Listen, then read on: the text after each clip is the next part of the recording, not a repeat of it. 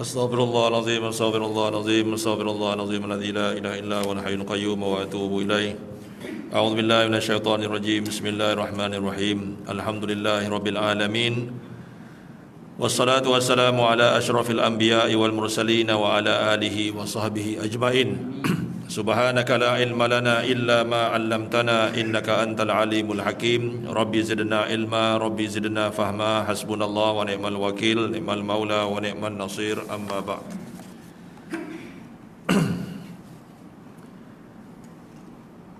Assalamualaikum warahmatullahi wabarakatuh. Yang saya hormati Yang Bersama Tuan Imam yang memimpin solat maghrib kita sebentar tadi, Cikgu Adli, Ustaz Adli dan seluruh pegawai surau yang sempat hadir bersama.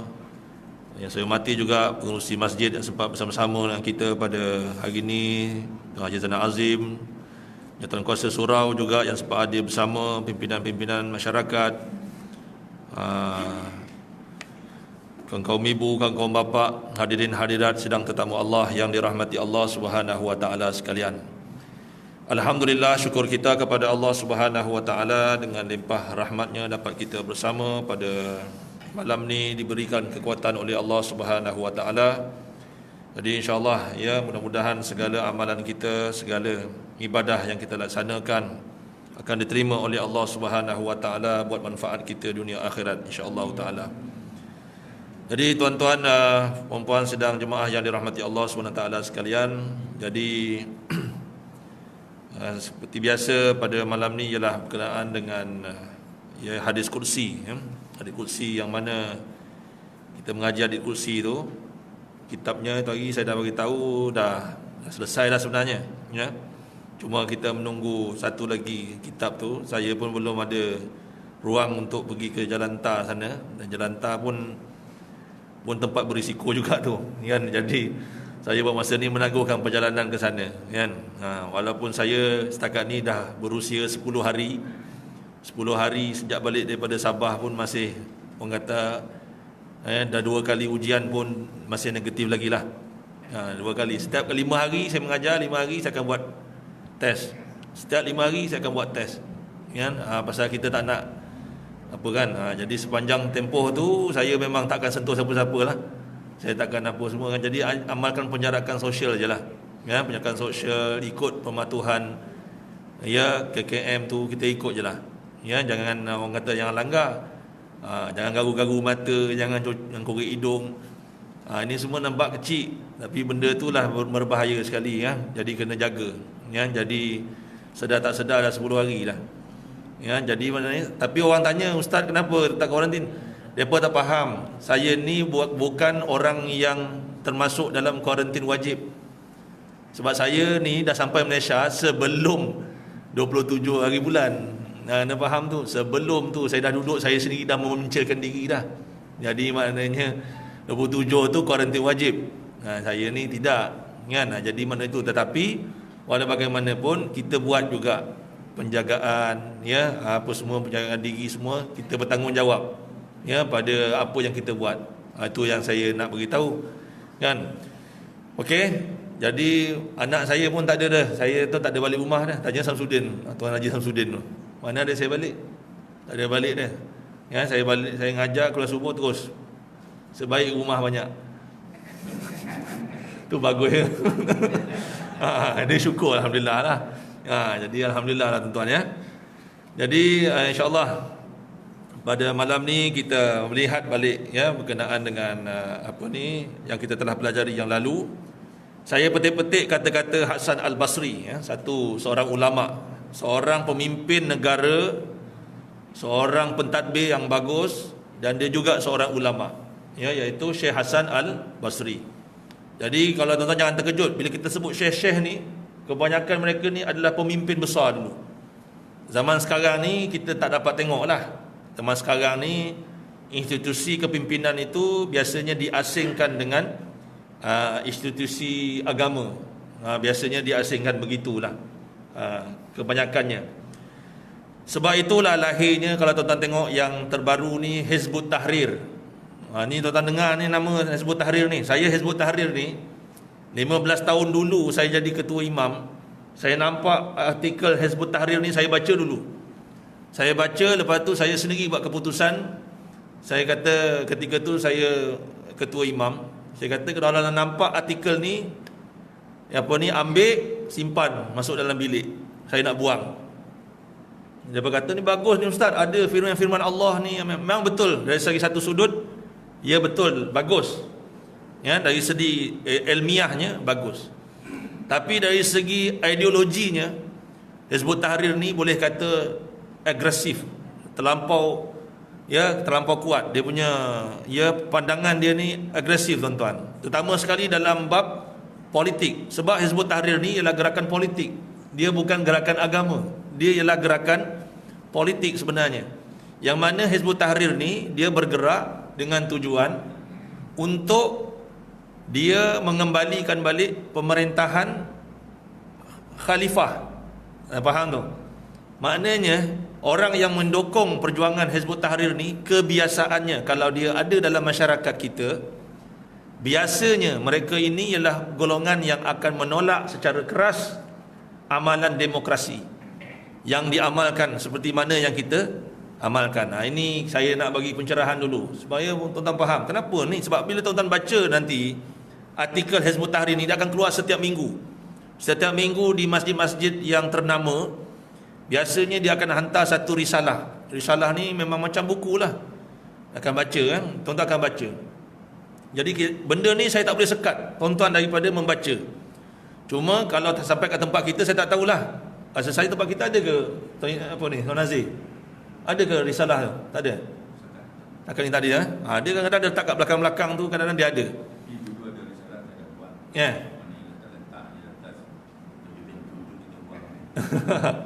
Betul? Mana-mana yang tak ada, kita tengok tak ada KDN punya, tak ada dalam negeri punya, kita terus Jabatan Mufti punya ke COP ke apa semua, kita terus lupuskan.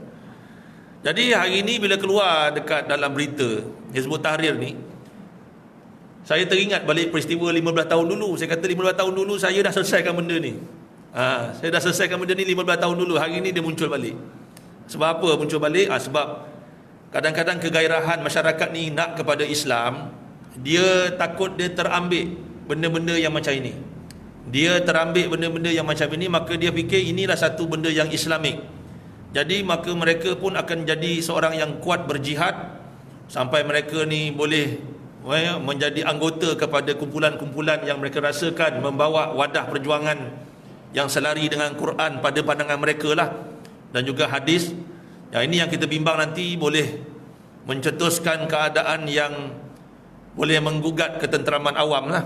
Jadi memang betul lah kalau apa yang polis cakap tu, walaupun dia di bawah bidang kuasa Jabatan Agama, tapi sekarang polis masuk campur. Pasal apa? Mengenangkan bahawa Hizbut Tahrir ni bukan satu gerakan yang kecil, tuan-tuan ya. Dia satu gerakan yang dibiayai secara serius oleh orang-orang yang mempunyai agenda untuk mengembalikan balik khilafah Islamiah ni. Nak kembalikan balik zaman khalifah ni. Zaman Nabi dulu, macam mana sahabat dulu dia pegang kan, pemimpin-pemimpin ni, khalifah ni, dia nak kembalikan balik. Memanglah dari segi masa, kalau saya nak jelaskan pada tuan-tuan ni kenapa boleh, kenapa tak boleh, memang akan makan masa yang panjang lah.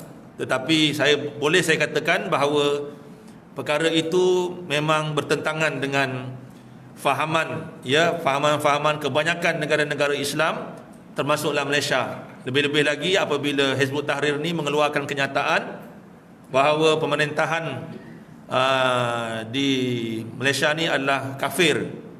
Jadi di situlah bermula dalam episod-episod dan seterusnya. Jadi saya cuma nak bagi tahu benda ni tuan-tuan kena tengok baliklah. Takut anak-anak tuan-tuan nanti ada yang mendukung fahaman-fahaman macam ni, maka tuan-tuan kena betulkan. Kena betulkan. Jadi apa kata Hasan Al-Basri tentang solat? Tiap-tiap sembahyang tanpa kehadiran hati padanya, dia kata tiap-tiap solat yang kita buat tanpa hadir hati padanya adalah lebih hampir kepada siksaan Allah Subhanahu wa taala. Solat yang kita buat tanpa hadir hati. Hadir hati ni tak boleh cakap, tuan-tuan, dia subjektif. Contohnya macam ni lah. Sekarang ni cerita kat TV komen hebat. Tu orang-orang duduk bising. Kenapa pukul 7 sampai pukul 8 cerita komen sedap-sedap. Yang terbaru ni cerita apa ni? Adil apa ni? Adrian apa nama? Saya pun lupa nama. Kan? Komen syok orang tengok kan. Komen syok termasuklah. Saya yang duduk rumah ni pun kadang-kadang tengok juga. Kerana tak mengajar pun tengok juga. Waktu masuk 7.5 minit. 7.5 minit ke 7.10 minit. Cerita tu mula pukul 7.5 minit. Tengah syok-syok tuan-tuan, iklan pula sekejap lah tu. Oh, time iklan, time cerita lain, iklannya lama. Tapi iklan cerita ni jadi cepat. Dia pendekkan iklan dia. Jadi bila dia pendekkan iklan ni, orang nak semayang tu fikir beberapa kali. Ada orang tu angkat wuduk dulu, standby. Angkat wuduk, standby depan TV. Iklan tu lagi masuk bilik. Kadang-kadang macam tu. Sampai macam tu. Sebab saya tengok orang yang jenis yang kuat tengok movie ni tuan-tuan, dia jenis macam tu tau. Dia ambil air semayang, tunggu depan TV kan. Dia nak iklan je, dia terus masuk bilik semayang kan. Korang dia dengar je dah mula balik, dia turun. Dia kata dia keluar bilik kan, dah selesai dah. Maknanya dia semayang ikut iklan tu. Jadi ini jangan kata benda tak terjadi kan. Benda ni, inilah realiti dalam masyarakat kita. Okey. Barang siapa yang semayangnya hatinya macam tu, jadi lebih hampir kepada siksaan Allah Subhanahu Wa Taala. Mana semayang itu sekadar jadi adat budaya dia. Bukan dia semayang untuk Allah Subhanahu Wa Taala. Tinggal dia punya bacaan Fatihah, bacaan surah yang lain, tinggal zikir lepas semayang, tasbih daripada 3 jadi 1. Sebab apa nak tengok cerita dalam tu. Padahal kita ni dah maju dah. Kan boleh rakam, boleh rekod, boleh tengok ulangan dan sebagainya kan, dah maju dah, tak payah dikejar. Tapi itulah syaitan, tak boleh kata apa. Kan syaitan ni sentiasa menyuruh kita kepada sesuatu benda yang tidak baik. Okey. Kemudian dalam satu hadis Nabi SAW menyebutkan lagi, maksudnya tiada apa yang diperoleh seseorang hamba daripada sembahyangnya melainkan bahagian mana dalam sembahyang itu yang dapat dihadirkan hati beserta Tuhannya. Ini dalam satu hadis Nabi tuan-tuan ya, iaitu innal abda la yusalli as-salata la yuktabu lahu nisfuha. Nabi SAW telah bersabda ya tentang bagaimana solat yang dibuat oleh sebahagian orang, iaitu tidak ada diperolehi seseorang hamba daripada sembahyangnya melainkan sebahagian mana dalam solat itu yang dapat dihadirkan hati. Maknanya kalau kita sembahyang 4 rakaat, yang hadir hatinya 1 rakaat je, Tuhan terima 1 rakaat je, 3 lagi buang, 3 lagi buang. Itu yang saya sebut berkali-kali tu. Kadang-kadang nak memahamkan tu bukan senang. Kita hadir hatinya rakaat pertama pada Allahu Akbar kabira, pada Fatihah saja. Yang lainnya kita hati kita dah berjalan, maka Allah terima yang itu je lah. Mana banyak ke sedikit, terulang. Itu Nabi jelaskan kat sini ya, Nabi jelaskan kat sini. Ada yang bersembahyang tetapi tidak dicatatkan pahala sembahyangnya walau 1/6 atau 1/10. Ada yang 1/6 pun tak dapat, 1/10 pun tak dapat. Tak bayangkan ya. Bukan saya bagi tahu, ini Nabi SAW sebut dalam satu hadis ya. Dalam satu hadis tuan-tuan ya, hadis yang diriwayatkan daripada Ammar bin Yasir, bahawa Nabi SAW telah bersabda ya, bahawa ini dia, ada yang solat tetapi tidak dicatatkan pahala sembahyangnya walau 1/6 ataupun 1/10. Rugilah. Apa yang dicatatkan hanyalah sekadar kehadiran hati terhadap Allah dan khusyuknya di dalam sembahyang. Kehadiran hati boleh berubah kepada banyak sedikitnya mengikut kadar lalai dan jaganya. Bagi orang yang hadir hatinya dan khusyuk pada sekalian sembahyangnya, dicatatkan semua pahalanya. Manakala bagi yang lalai pada sekalian sembahyangnya, tidak dicatatkan apa-apa pahala untuknya. Tengok. Ada orang zahir dia solat kan, tu yang kata, ini sekurang-kurangnya membagi jawapan kepada banyak persoalan di luar sana yang tanya, yang berkata lah, kenapa banyak orang rajin pergi masjid, bersolat di masjid, tapi akhlak dia tidak berubah, bahkan lebih teruk daripada orang tak pergi masjid. Kadang kita tengok orang bertudung bertelekung, dia kata, tapi teruk perangai daripada orang tak bertelekung. Contoh gitulah. Ini kata-kata orang di luar. Maka sekurang-kurangnya hadis ini tuan-tuan boleh menjawab sedikit. Ya, apa yang tuan-tuan selama ni anak-anak kita yang mungkin kali kita pun terfikir benda ni, jawapannya ialah kadang-kadang ada orang dia semayang tak dapat apa daripada semayang dia pun, selain daripada dia berehat 5 minit 10 minit gitu je lah, dia tak dapat pahala. Kenapa tak dapat pahala? Kerana dia solat hatinya tidak hadir di dalam solat tersebut. Kan saya bacakan firman Allah semalam, iaitu wama yataqabbalullahu minal muttaqin. Mana datang benda tu? Benda ni, ayat Quran itu dia datang ketika mana berlaku kisah dalam surah Al-Maidah. Kisah ini ialah kisah tentang Qabil dan Habil, iaitu anak kepada Nabi Adam alaihi salam. Idh qarraba qurbanan, apabila kedua-duanya itu mempersembahkan korban. Korban ni apa? Korban ni yang tuan-tuan buat tu lah, yang sembelih binatang tu, kan? Menyembahkan kurban. Kedua-duanya itu mempersembahkan kurban kepada Allah Subhanahu wa taala. Kemudian apa yang terjadi?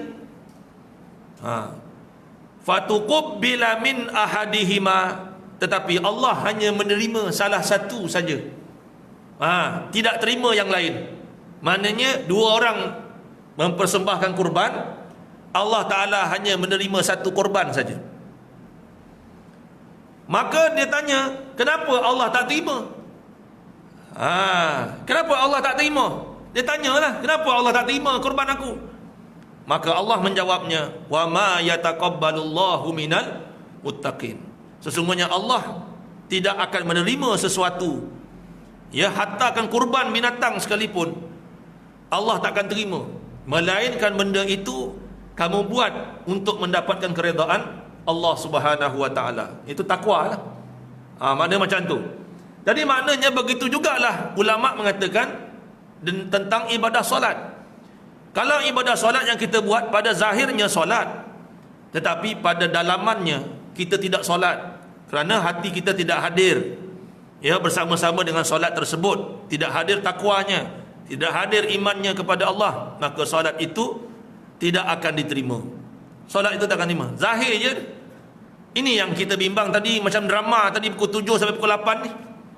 Nasib baik hari ni tuan-tuan, waktu masuk awal 8 suku, ya, pukul 9 kan big stage final. Betul tak tuan-tuan? Pukul 9 kan big stage final lah. Ya, dah ready lah ni. Cucu-cucu kat rumah tu dah ready. Kita pun nasib baik masuk awal tuan-tuan. Walaupun saya ceramah kat sini, tapi tahu pasal apa tuan-tuan? Pasal inilah orang kata benda yang sedang berlaku tu, mengganggu kita punya ni. Jadi afdal lah saya akan memendekkan ceramah saya malam ni, kan? Itulah. Jadi cerita macam tu lah. Mungkin saya tak tengok, tapi yang terkinja-kinja nak tengok tu, dia tetap juga akan mengganggu ibadah dia juga. Sama, kan? Jadi bagi saya, terpulanglah. Yang penting tuan-tuan fikirlah, sama ada kita nak ibadah ni dapat kosong ke, atau ibadah ni dapat pahala di sisi Allah Subhanahu wa taala. Okey. Orang yang berkehendakkan kelazatan bermunajat dengan Tuhan hendaklah bekerja keras, moga-moga Allah mengasihaninya. Ya, itu dia. Kemudian telah disebutkan dalam satu hadis, ya, orang yang memelihara sembahyang, man shalla as-salata liwaqtiha wa asbagha laha wudu'aha, barang siapa yang memelihara sembahyangnya, menyempurnakan rukun dia, sembahyangnya akan keluar di akhirat nanti dalam keadaan putih bercahaya.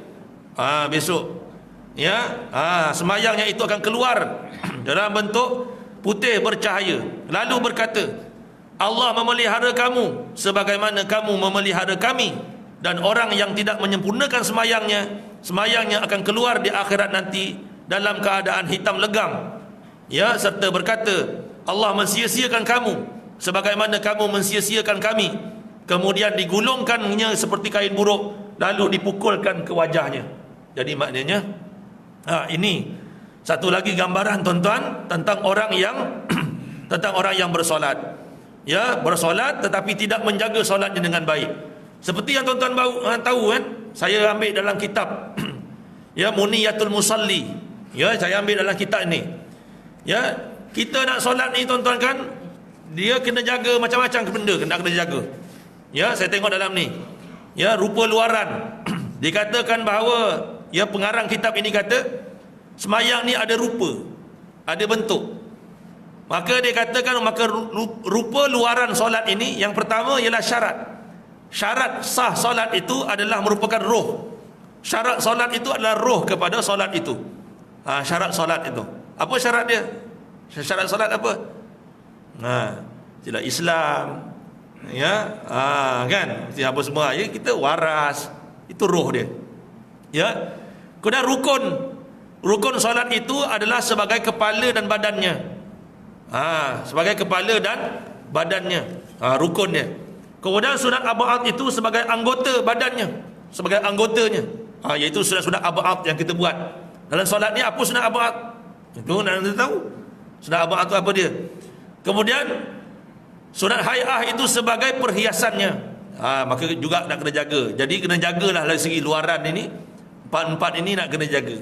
Nak kena jaga tuan-tuan kan. Itu kena faham. Ya, tu. Kadang-kadang orang tak tahu beza najis macam mana. Kadang-kadang dah tua bangka pun tuan-tuan tanya, Ustaz, najis tu ada berapa sebenarnya? Saya basuh ni. Tu tuan-tuan kena faham. Najis ni ada dua.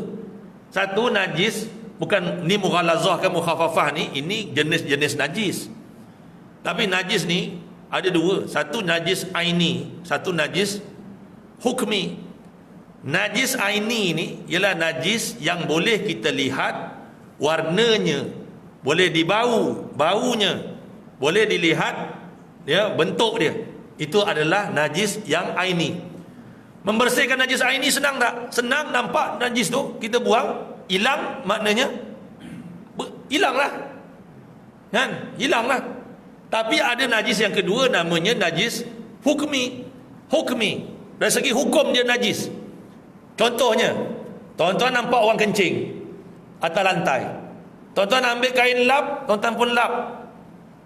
Hilang tak air kencing tu? Hilang. Zahirnya hilang, betul tak? Maknanya najis aini tu tadi dah hilang. Tapi boleh tak semayang atas tu? Tak boleh. Sebab ada najis hukmi yang tidak nampak oleh mata. Ya, bau je tak ada, warnanya tak ada, tapi dari segi hukumnya dia tidak boleh dijadikan tempat solat. Ya, sebab apa? Sebab tu dah lap tadi. Ya, dah lap tadi orang, tapi benda tu ada lagi. Dari segi hukumnya ada. Walaupun zahirnya tak ada, dari segi hukumnya ada. Sebab itu orang basuh dengan air mutlak. Macam tu juga orang pergi kencing dalam masjid atas kapet. Betul tak? Kita bersihkan dari segi kencing dia. Tadi adakah kita bersihkan dari segi hukumnya? Di situlah orang kata kena tahu. Kadang-kadang kita mop lantai kat rumah, anak muntah ni. Kita pun ambil mop. Kita pun anak ambil air, masuk baldi, ambil mop. Pergi kat situ, kita pun perah mop tu, kita pun gosok muntah tu. Dah gosok muntah tu, hilang tak? Hilang. Kemudian kita pun celup balik dalam baldi. Tunjut, angkat balik, perah balik. Tulap balik. Boleh semayang ke kat situ? Tak boleh semayang.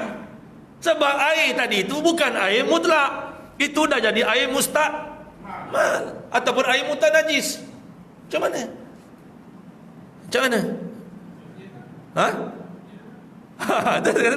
Tak suci lah. Tak, kalau bentas sejadah lain. Kalau semayang itu boleh tak semayang? Tak boleh. Atau dah mana? Itu yang maksudnya hukmi. Sebab itu kalau kita jaga baju semayang tak boleh campur dengan baju najis. Sebab nanti bila basuh, gitulah jadi dia bercampur. Bila dia bercampur, dia lagi tidak sah dari segi hukum. Jadi nak sah macam mana? Tuan-tuan kena buang balik tadi air dalam satu baldi itu, letak air bersih ataupun ambil satu gayung air bersih, jirus kat tempat yang muntah tadi. Maka automatik dia jadilah balik tempat itu suci lagi menyucikan. Bolehlah mendirikan solat di tempat tersebut tanpa ada alas. Boleh. Okey, itu dia. Sejadah sama juga. Orang tuan-tuan, sejadah. Kadang-kadang tuan-tuan bukan nak kata apa. Sejadah kita semayang ni. Ni nasib baik kerajaan suruh bawa seorang satu. Kalau tidak, tuan-tuan, sembahyang tengok sejadah macam mana. Ya, kita sembahyang kan kata apa? Ada tak orang basuh sejadah kat masjid? Jarang.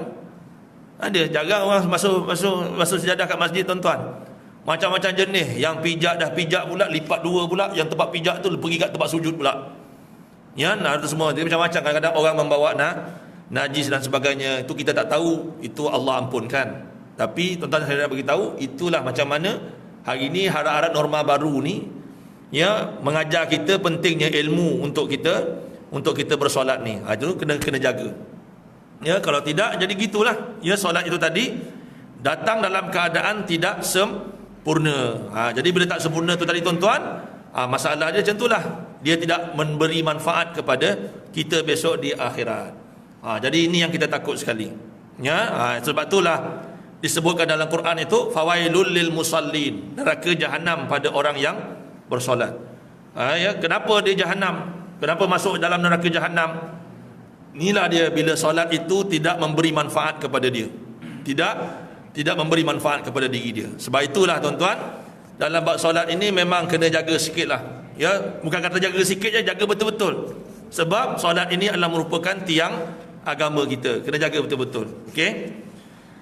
Okey, kemudian pada satu hadis Nabi menyebut, maksudnya sesungguhnya sembahyang itu hendaklah menetapkan segala anggota dan kelakuan serta mengkhusyuk dan menghudukkan, menghadirkan hati dia. Dan apabila Nabi SAW melihat seorang lelaki bermain-main dengan janggutnya di dalam sembahyang. Ni kadang-kadang ada, tuan-tuan, orang janggut panjang. Janggut panjang, tuan-tuan, kan, dia sambil sembahyang tu dia main, dia urut-urut janggut dia. Ini kalau nak ditegur, kadang-kadang ada orang sensitif. Ya. Tapi paling banyak orang tu buat, saya tengok dulu, bukan nak kata apa, dulu saya tengok dulu orang tabligh banyak buat. Dululah saya kata, bukan nak lelaki orang tabligh, tak, orang tabligh ni, tuan, elok. Tapi kadang-kadang yang ikut dia tu, yang kadang-kadang ikut tu, dia ikut gitu je. Sedap urut janggut ni, sambil semayang tu urut janggut, main-main janggut dia. Dalam Islam, kadang-kadang dia sapu muka. Anda tahu tu, kadang orang semayang tu, Allahu Akbar, tu dia sapu muka.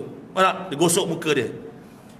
Tu orang tanya, apa hukum? Ada orang kata jahanam orang yang buat benda ni. Dia bacalah hadis-hadis, macam hadis-hadis macam ni lah, baca. Jadi orang keliru. Dia kata, ustaz, orang kata tak boleh sapu muka, gosok tangan, ya, muka ke tangan ni tak boleh. Sebenarnya boleh. Lepas semayang, sunnah kita sapu muka dengan tangan, tapi bukan dalam sembahyang. Itu dia. Tapi orang kita keliru, tuan-tuan, dalam sembahyang pun dia gosok muka, kemudian dia main janggut. Ini masalah dia. Jadi apa yang jadi? Maka Nabi SAW melihat seorang lelaki bermain-main dengan janggutnya di dalam sembahyang. Maka baginda bersabda, baginda bersabda, lau khasha'a qalbun hadha la khasha'at jawarihuhu. Kalaulah dia tu khusyuk hatinya di dalam solat itu, maka nescaya anggotanya juga khusyuk. Faham tak? Nabi bersabda gitu. Nabi kata kalaulah dia tu khusyuk, nescaya tangan dia pun khusyuk. Faham tak? Maknanya tangan kita ni jangan bergerak pada benda-benda yang tidak perlu. Jangan kita bergerak pada benda yang tidak perlu. Gatal dah terlalu gatal, baru kita bergerak. Handphone berbunyi, kalau betul bunyi itu boleh mengganggu orang solat, cepat-cepat ditutup ke pergerakan yang dibenarkan. Okey? Jangan pergerakan yang kita tak perlu buat pun, tetapi sengaja kita nak buat. Contohnya bergerak-gerak dan kita semayang tu, kadang-kadang badan kita berayun. Berayun tu pasal kaki kita berjengkit, kejap-kejap nak berjengkit. Kenapa mesti berjengkit? Contoh gitulah. Lain kalau orang tu ada penyakit berjengkit. Dia ada penyakit, dia tak boleh tu. Tak boleh kata apalah, dia tak sedar. Contohnya orang tu tak sedar, kan. Dia semayang tu, kejap-kejap kan, kadang-kadang ada orang macam tu kan. Dia semayang tu dia bergerak-gerak. Tu tak boleh kata apalah. Dia semayang, kadang-kadang dia berdiri, ya, dia berdiri tu, ya, dia bergerak macam tu, dia gerak kan. Ada jenis macam tu. Ada imam pun macam tu, kan. Dulu saya pun ada juga penyakit macam tu. Sampai datang satu lah, lepas tu tegur, dia orang tak buat dah. Ya, maknanya kadang ada jenis buat macam tu. Dia bosan tinggi lama-lama, kan, bergerak-gerak, kan. Kadang garu-garu sana benda. Jadi itulah maksud Nabi tu. Kalau dia khusyuk, maka khusyuklah anggota dia. Ya, itu tanda-tanda luaran lah orang yang khusyuk dalam solat. Jadi maknanya bolehlah kita cari jalan bagaimana untuk kita khusyuk dalam solat. Apa yang dinyatakan oleh Nabi itu ialah khusyuk anggota daripada daripada khusyuk hati. Tidak sempurna sembahyang dengan ketiadaannya. Oleh orang-orang yang salaf saleh kerana terlalu khusyuk dalam sembahyangnya hingga ada yang dihinggapi burung di atas kepalanya, menyangka terus bahawa kepala itu adalah tempat batu ataupun pagar. Macam tu sekali tuan-tuan, orang yang khusyuk ni, para sahabat dulu memang macam tu sekali. Macam tu sekali. Kemudian ada pula yang berkata kepada ahli keluarga dan anak buahnya, apabila aku masuk kepada sembahyang, buatlah apa saja yang kamu kehendaki, seperti meninggikan suara dan buatlah apa pun. Maknanya dia tak dengar dah. Contohnya ada orang sembahyang kat rumah depan TV, kan, buka TV, cerita drama ataupun big stage, dia sembahyang depan TV. Anggaplah dia tak nampak tu dah, dia khusyuk, kan. Dia tak nampak, dia tak dengar bunyi tu, kan. Separuh orang dia kena diamkan. Okey, masuk azan masjid ke ni? Masjid. Okey, jadi saya rasa cukuplah setakat tu. Kita akan bawa pada tahlil sebentar lagi dan doa selamat. Jadi ada apa-apa soalan setakat ni berkenaan dengan berkenaan dengan perkara yang telah dibincangkan tadi? Ada? Okey. Ceramah Ustaz pukul 5 tadi, ada kena-mengena dengan satu ceramah yang saya hadiri, Baba Umarilah. Ustaz petik kata-kata asal hafal, saya petik kata-kata ceramah. Katanya orang tak semestinya berakhlak. Orang berakhlak biasanya berilmu. Dia kata itu ceramah tu. Dia berceramah tu bagi sepatutnya. Saya tunggulah kalau buka soalan. Memang tak buka soalan lah. Kata biasa dia kat masjid kalau kita ni yang buka soalan, Ustaz dengan Ustaz Amirul lah. Kedua dia lain memang tak ada. Jadi saya tunggu sekarang. Boleh tak saya buka soalan tu Ustaz? Boleh. Boleh ya? Boleh. Yang pertama tu kata-kata ni, orang berilmu tak mesti berharap. Ini contohnya yang bawa-bawa dah berlaku dulu. Dia ada ilmu tapi tak ada akhlak. Kumpul al-ma'unah dulu. Dia ilmu tak ada akhlak. Sebab dia mengancam, patutnya pertahankan negara. Dia mengancam penduduk negara. Uli askar dendamnya. Patutnya tidak dijaga. Contoh. Satu contoh yang kedua katanya, orang berakhlak biasanya berilmu. Katanya, ini contoh. Orang yang ada akhlak ni, kadang dia tak ada tuntut ilmu satu, tapi Allah beri dia, Allah kurniakan dia. Kata penceramah, Allah kurniakan bilik bagi dia. Contohnya, orang bukan doktor, bukan pak, bukan dukun dan sebagainya, tapi Allah bagi dia ilmu. Dia boleh mengubat macam kecil-kecil. Dia boleh ubat.